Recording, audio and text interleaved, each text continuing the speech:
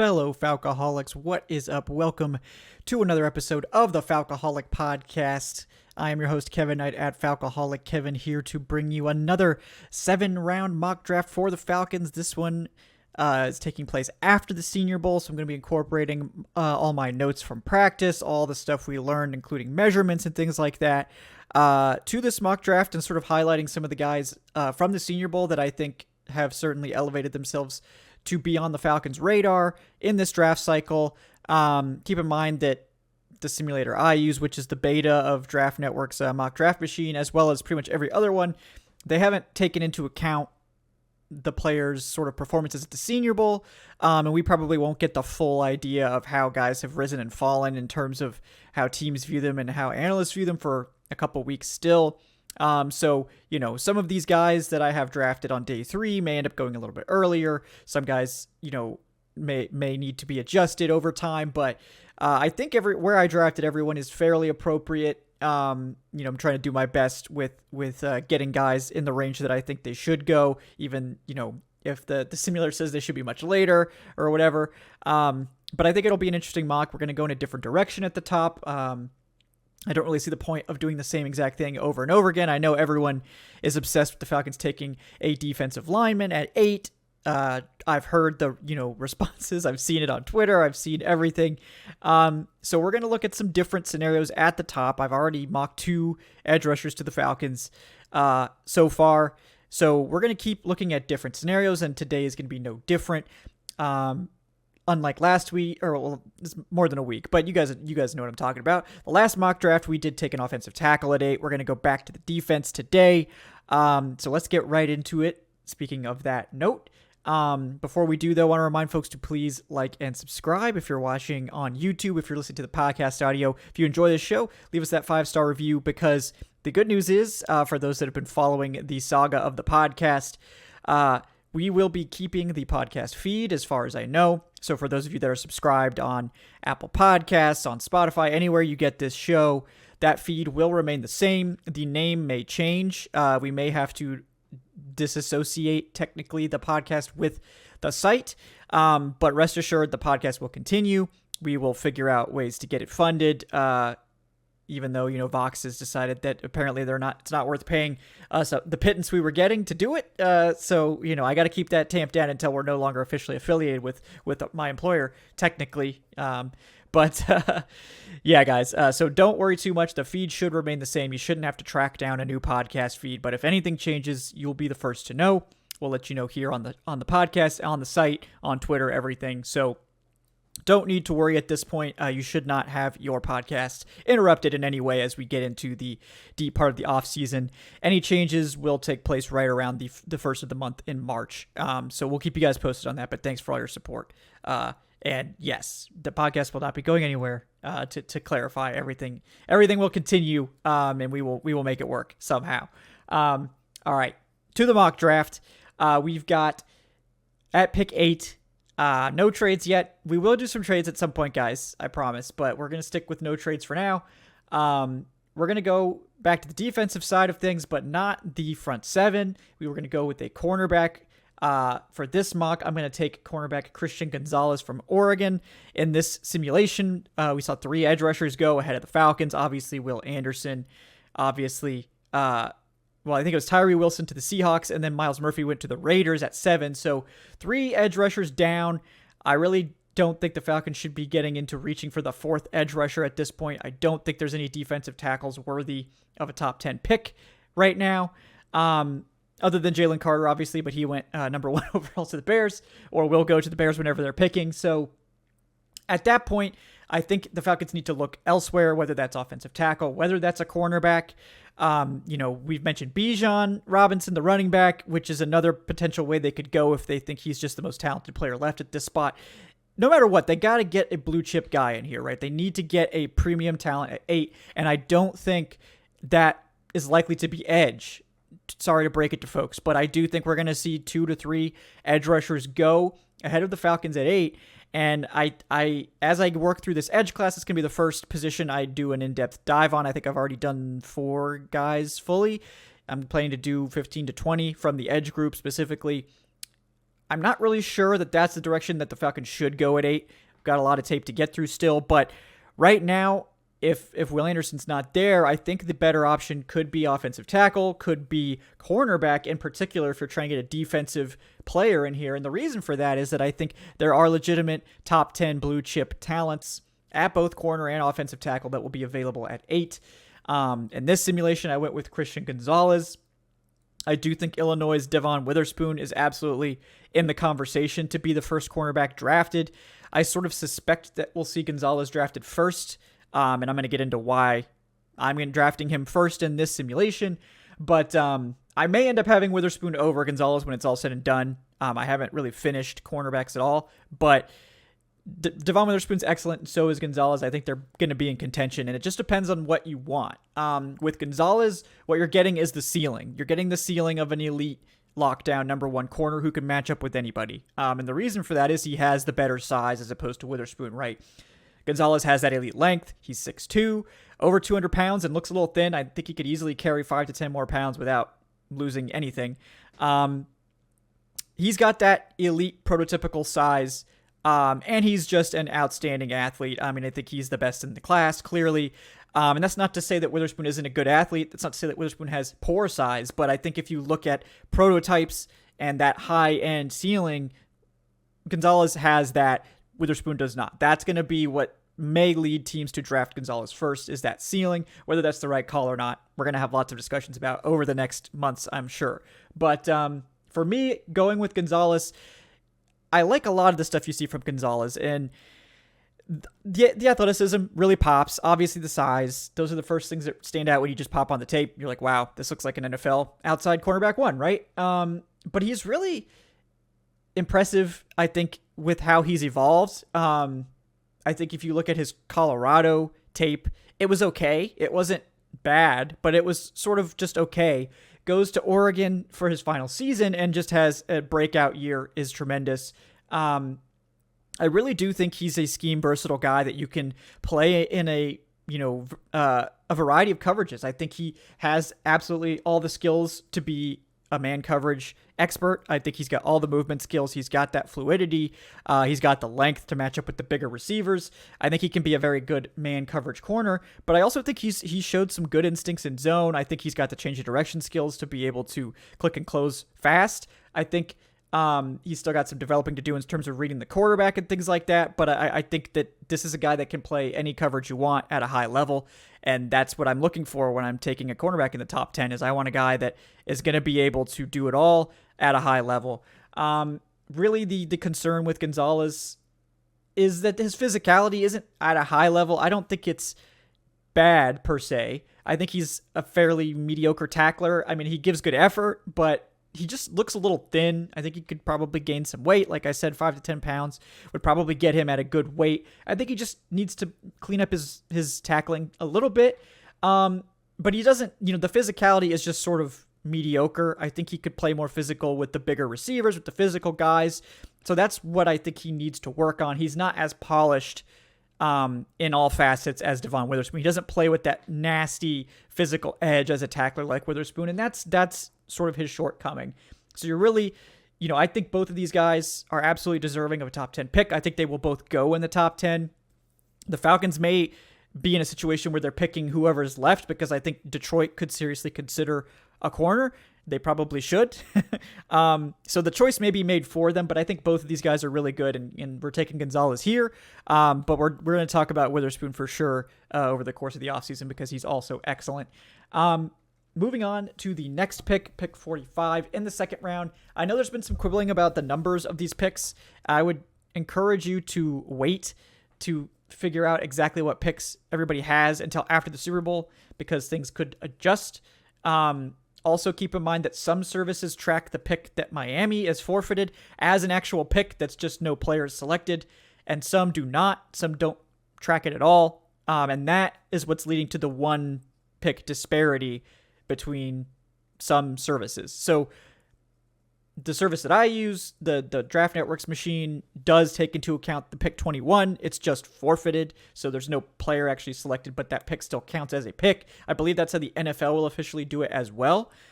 We'll see whenever the official draft order and pick numbers come out, I will adjust everything. But for now, don't worry about that. Don't worry about that.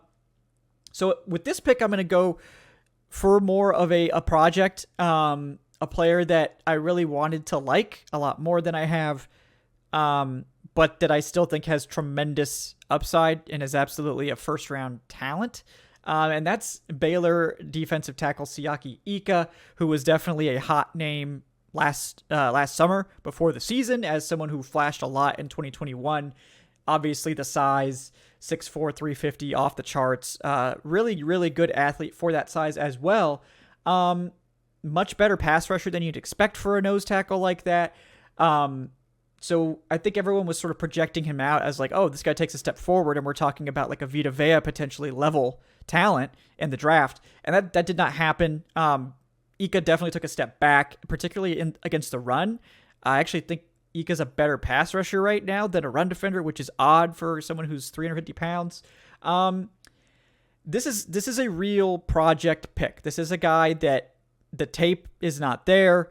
The flashes are certainly there. You can absolutely see what you can get from Ika, but there are a couple of big red flags. But I still think he's worthy of a second round pick and do believe he will be taken in the second round. And we're going to get into all that right now. So the things that stand out about Ika, obviously the size and the athleticism. The negatives, there's a bunch, right? I think he has relatively short arms. We'll see at the combine what that looks like. They may be really short. They may just be slightly short. Maybe they're not short at all. Maybe he just is playing with poor technique. I don't know that for sure until we get a measurement. Not going to know. But right now, I think his arms look a little short. So that will limit his ability to shed blocks, disengage from blockers. He's also, I think, carrying bad weight. I think he needs to lose probably 20 pounds, which is a big ask, right? I mean, that's a lot of weight to drop. It's not that hard necessarily in an NFL training camp when you get an NFL conditioning staff. But I think Ika playing closer to 330 is going to help his game a lot. I'm really interested to see what he looks like at that leaner weight where he's carrying much more muscle, not so much extra weight.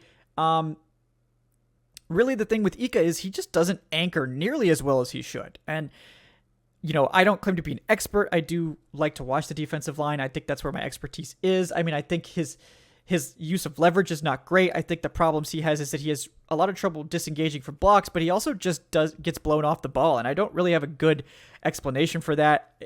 It probably is a leverage thing with him. So he needs to do a lot better anchoring against the run, particularly against double teams. Like against single teams, he's mostly fine, but he doesn't make nearly as many impact plays as you would expect for a player like that, right? As a pass rusher, I actually think he's pretty far along for someone of his size. I think, especially with him dropping that bad weight, I think this is a very dangerous interior pass rusher who can just overwhelm guys with his size and strength.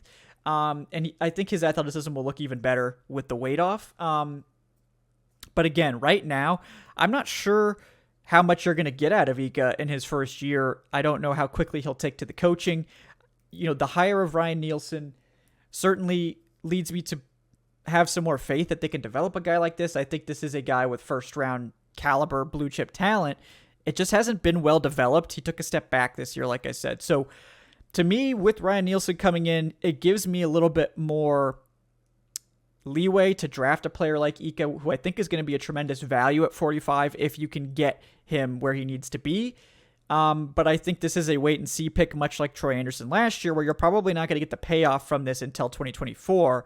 But as we'll see with Troy Anderson this year, I believe the payoff could be huge. It can end up being a steal, and you got a really, really good player at a cheaper price. That's sort of the thing with projects. So Ika is a guy that is going to be polarizing, currently is polarizing, but I think with a defensive line specialist like Nielsen in the building, I have a lot more faith for the Falcons to be able to take someone like Ika, get the most out of him, as opposed to what they've been doing in years past, which is just not developing any defensive line guys at all. It's been really disappointing. So we're going to go with Ika there. It's sort of a different pick for me. Then we're going to go in the opposite direction at 3. At pick 76, taking edge rusher KJ Henry from Clemson. This is the opposite of Ika, and that I think KJ Henry is polished. He's NFL ready, but he doesn't offer you a ton more upside. Like, this is a little bit of an older prospect, very experienced, polished, elite level run defender on the edge, But as a pass rusher, probably sort of maxed out, doesn't offer you a lot of dynamic athletic ability, is probably like a 3 to 5 sack guy at best in the NFL. But what he does offer you is NFL ready run stopping. And I think he is going to be an impact player right away in that role. And look, the run game has been de-emphasized in recent years, but I think we're going to see teams going back that direction, seeing the success that the Falcons and some other teams have had doing that. We know the Carolina Panthers are going to be ground and pound with Deontay Foreman. We know that a lot of the teams the Falcons play are going to try to run the ball. And if the Falcons are going to, I think it's necessary for them to get a big upgrade in that early down package, finding a specialized guy who does offer you some pass rush. I don't think KJ Henry's a bad pass rusher. I just think he's sort of average, not really going to be a big dynamic explosive speed rusher. He does offer you pocket pushing. He's very strong. That power rush can certainly win sometimes. He's just not a big creator on his own. I think he can win one-on-ones and stuff like that, but he's not an elite high-level pass rusher. So to me, this is, you took a project in Ika, but with Henry, you're getting someone you're going to be able to plug in in your base package, especially if they are moving more to that 4-3 base look, 4-3 under, whatever. Henry can be your big end, your run stuffing specialist, and he does offer you pass rush ability, just not super dynamic in that area. And I think he's someone that could really upgrade what the Falcons had in Ade Ogundeji, and really give them an impact player against the run. And is that as valuable as an impact pass rusher? No, but I think for a third rounder, if you can just get a good starter, even if it's just in base packages, a player that's going to contribute and play a lot of snaps for you, maybe 50% of the snaps, I like that in KJ Henry. I think that's good value. Not a sexy pick, but I think it's a good one and a necessary one to help really build out this edge rushing group that the Falcons are assembling, where they do have a couple of specialized pass rushers, right? Like D'Angelo Malone, I think, is your third down guy, potentially. Arnold Ebiketie is going to be your probably every down starter type. And if Lorenzo Carter comes back, that's great. But I think they could stand to upgrade that base end a lot. And I think that KJ Henry could do that almost immediately. Moving on to round 4, first pick in round 4, pick 110. Going to go with a Senior Bowl riser, the second Senior Bowl player. KJ Henry's at the Senior Bowl as well. We're going to go with linebacker Ivan Pace Jr. from Cincinnati. Probably the most impressive defensive player overall in terms of like accolades. I think he won a bunch of awards. I think he was the defensive MVP for the national team. And look, Ivan Pace Jr. is not going to be for everyone. This is a small linebacker, right? A very small linebacker. Just a little over 5'10", 230 pounds. Not really the prototype, right? But this is a guy that had 20 and a half tackles for loss, which was third in college, all of college football, and he had 9 sacks as a blitzer. He is absolutely dynamic. He is a demon, super physical, super aggressive. He's just so much fun to watch. This guy is an absolute monster in the best possible way. It's just the size that's going to hold him back and probably push him down draft boards. But look, I think he's an elite athlete. He's going to test really well. I love his motor. I love his demeanor. He seems to be a leader on the field. He's someone that's making calls and getting things into the huddle. He's so good as a blitzer, and if Nielsen is going to go closer to that Dennis Allen style of really blitzing the linebackers, you need those good blitzers, and he's so good at that.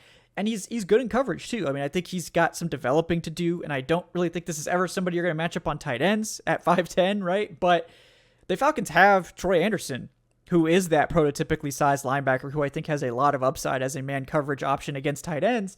You can leave Ivan Pace Jr. as your will guy, as your run and chase guy, as your blitzer, have him cover running backs. I think he's got lots of ability to match up against even very good running backs in coverage. And I think you can hide his size limitations in that if you can get a good defensive line in front of him. And he's so physical that the size isn't as big. It's the height, really. Like, he is playing at a lightweight. I think he played closer to 240 in college, probably slimmed down a little bit for the Senior Bowl combine, that sort of thing, to test really well. But I think he's probably going to play more like 235, 240 in the NFL. So I think it's more the height. That's the thing. He's never going to be an elite block shedder or anything like that. But this is a guy who I think can put up big tackle numbers, can be really effective blitzer. and would really give the Falcons another really good option in the linebacking group that they desperately need. They need some more talent there alongside Troy Anderson, who we're all hoping will be that Mike starter going forward. But, I think getting more talent in there long term is important, and I like Ivan Pace at this spot if he falls here. I mean, I think you could see a team that doesn't care about linebacker size take him earlier than this, but I do think there's a decent chance he falls into this range because of that size limitations. So, 3 picks later, round 4, pick 113, going to take another guy from the Senior Bowl that initially I was like, oh, I'm all the way out, and then really he rebounded well, and that is something that I thought was a really good sign for a player. That's a BYU offensive tackle Blake Freeland.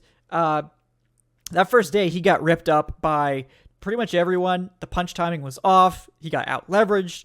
He was getting annihilated in one-on-ones, and I was like, man, this guy's having the worst day of anybody here. I feel bad. But he really rebounded. You can tell he was getting coaching on the side. He was taking it to heart, and then immediately on day 2, bounced back, and then on day 3, finished really strong. So that ability to take that coaching, apply it instantly, and show it in the one-on-ones, that means this is a guy that's coachable. I think if you watch his film, you could tell he's smart. He knows how to handle and hand off stunts and blitzes and things like that.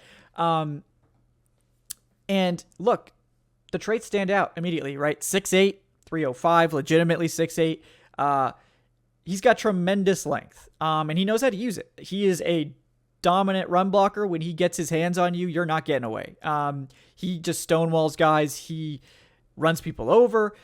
As a straight line athlete, really good, like really fast. I think his overall athleticism is kind of average, but his straight line speed and ability to hit those wide zone plays, I think is excellent. That makes him a perfect fit for Atlanta. They're not going to ask him to do a lot of pulling and things like that. They're going to have him run out there and take out his man, and he could do that super well. I think in pass protection, he's someone that is going to have to really play with a lot of... He's going to have to use that length. Like, really, for him, it's going to be lengthen the arc of the rush, get hands-on as fast as you can, and improve your anchor. I think he could probably stand to continue to add mass. It's something that he's done every year at BYU. I think the leverage thing is going to be a concern for him. He really has to get his pads down as much as he can. At 6'8", it's never going to be something he's great at. But I think that for a 4th-round pick, I liked the coaching that he received and how quickly he was able to put that into play. The size, the athleticism. This is a guy that I want to develop, and the Falcons have an offensive line coach now in Dwayne Ledford that I think can. I think Freeland in this range is someone that can immediately become Atlanta's swing tackle because of how good he is as a run blocker and how much the Falcons need their tackles to just dominate against the run. I think you can coach up the pass blocking and potentially get a starter out of him eventually. But it's going to take time. And like I said, I think he could stand to add 5, maybe 10 pounds. That's hard for offensive linemen. He's been adding mass every year. So over time, I think he can get there to sort of fill out that frame, particularly that lower half, help with his anchor a little bit. But definitely a guy that I think has a lot of upside for a 4th-round pick and would be good because I do imagine that the Falcons are going to have Caleb McGarry in 2023, whether that's through an extension or the franchise tag. So they'd be wise to invest in another tackle, whether it's early or more of a developmental guy, just to see if they can potentially move on from McGarry next year or groom an heir apparent to Jake Matthews for the future and upgrade swing tackle too. I think there's a lot of reasons why adding an offensive tackle at some point in this draft is really smart. Moving on to the 5th round, pick 160. Went with another guy who really impressed me at the Senior Bowl, which was Ole Miss wide receiver Jonathan Mingo. This was a guy that was not on my radar at all. Never watched him, never really seen him. Didn't even make my receivers to watch column or anything like that. So I wasn't really expecting much from Mingo, but he was one of the more consistently impressive guys throughout the whole week of practice. Big receiver, right? Little over 6'1", but 226 pounds. Like he's thick, man. He looks like a running back and honestly plays like it too. This is a very dangerous run after catch sort of receiver. He does have that nice size. I think he has good hands. Very physical player. And I think his lateral mobility and overall quickness is really good. The thing about Mingo is I just don't think he really has good deep speed. I think this is probably like a 4.55 sort of receiver. doesn't really have that breakaway downfield speed, doesn't really have that sort of home run ability, not really a huge deep threat.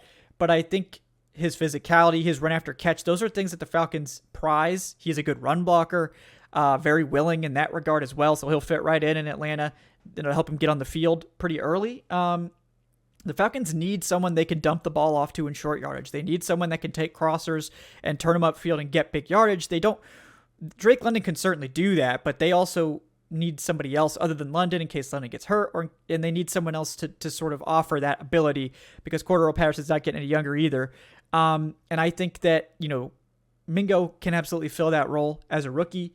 We'll see what his ceiling is, but I think, as a wide receiver 3-4 type of guy, his skill set really complements what the Falcons need right now. And I think his ability as a run blocker will lead to him immediately getting some snaps and help him get on the field early. And I think this is a guy that will vibe with Desmond Ridder and his preferences for tight window throws and contested catches very well.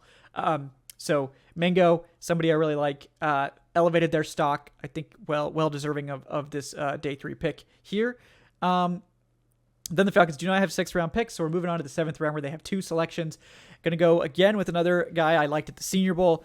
Pick 226 in the 7th round, running back Evan Hull from Northwestern. The running back conversation, we covered it on Wednesday's show if you want to hear more about why I think the Falcons do, and Adnan also, why the Falcons do need to add to the running back room. They don't need to add Bijan Robinson, to be clear. I think they need to add somebody, whether that's a veteran free agent, whether that's somebody in this draft class. There's a lot of options, but right now, with the running back room as it is, you got Tyler Algier as your number 1, you got Cordero Patterson as your number 2, and you're happy with that. Patterson's probably only playing this one more year. Maybe he comes back on a cheaper deal, maybe he retires, whatever, but he's getting up there. I think in 2024, he'll be, 33, 34 years old, that's usually the end for running backs. So we've seen him break down. They need more depth. Caleb Huntley probably won't be ready for the start of the season, may be ready at some point during the season, but he's not going to be available. And other than that, we got Avery Williams, right? Who I like, but is certainly still a project guy, not someone you really want being elevated to your RB2 role if any injuries whatsoever happen and Caleb Huntley's not back yet. So they do need to add. And I think Evan Hull really stood out at first as a pass catcher. He was one of the more dynamic options in the passing game at the Senior Bowl. But, looking into his tape a little bit more, I really do think he's sort of a do-it-all, good all-around back. He's got a good build, 5'10", 214, so he's more compact, but he's got that weight. Really, really good receiver, polished route runner, really nice hands, sort of checks all the boxes. I think he pass blocks decently well. Didn't actually do that a lot because he ran so many routes, but I think he's a solid pass blocker that can improve there. The thing with him and why he's not going to get drafted early is he just doesn't really have any standout traits. I think he's an average athlete, decent size, not overly impressive size, good vision, decisive runner. I think his change of direction is good.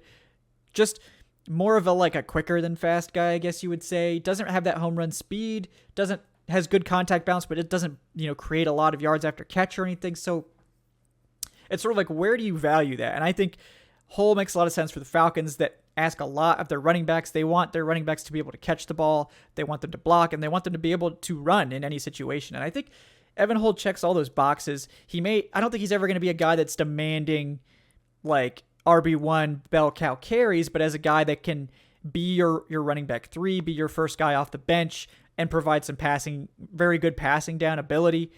I like Evan Hull. I think this is a good value for him. Don't have to risk losing him in undrafted free agency. And I think you get a good do-it-all running back in here that can really bolster the Falcons' depth without needing to spend a premium pick or money. So if you don't like the idea of Bijan, then you should love the idea of Evan Hull with a 7th round pick.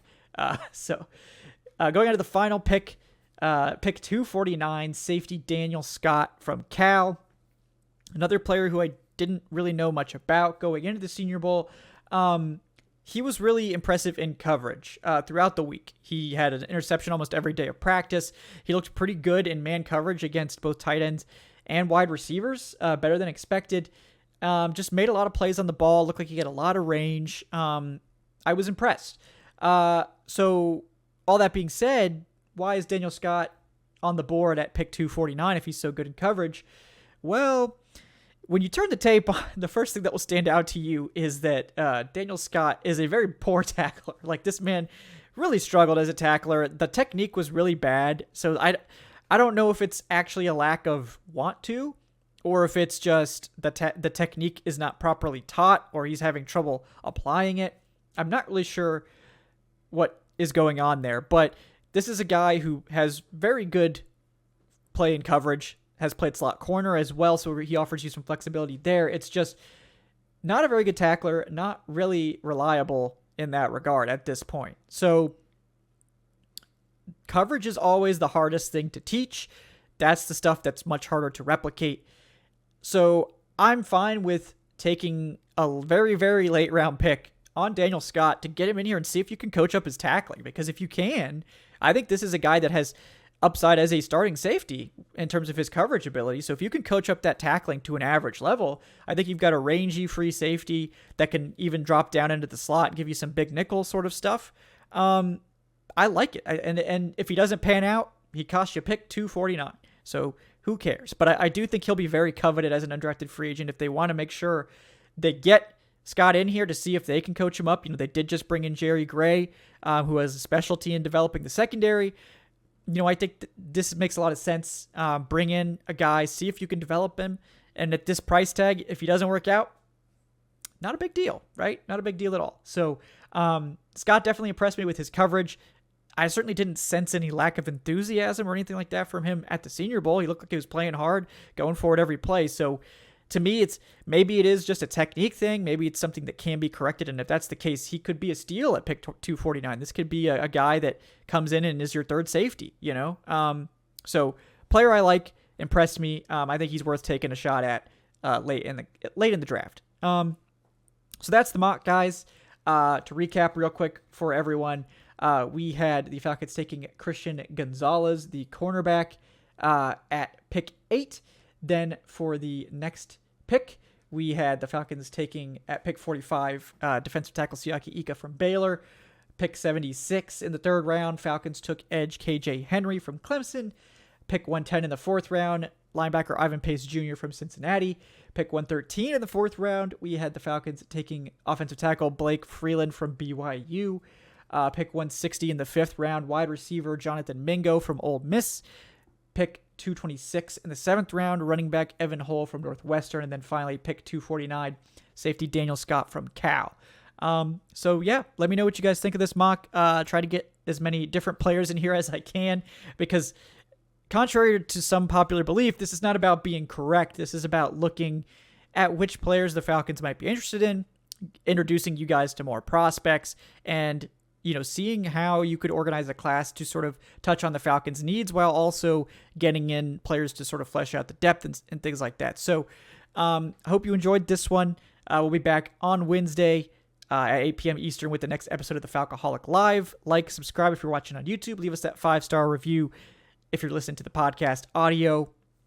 And consider supporting the show on Patreon if you're loving it and you want to throw us some cash and get access to some exclusive perks like ad-free, high-quality early access uploads of all the podcasts, as well as exclusive Q&A sessions that we do. You can check that at patreon.com/Falcoholic Live. Again, guys, really appreciate everyone for your support, for your listening, and we will see you next time on the Falcoholic Podcast. Until then, guys, I'm Kevin at Falcoholic Kevin. I'll see you next time. Have a great day, folks.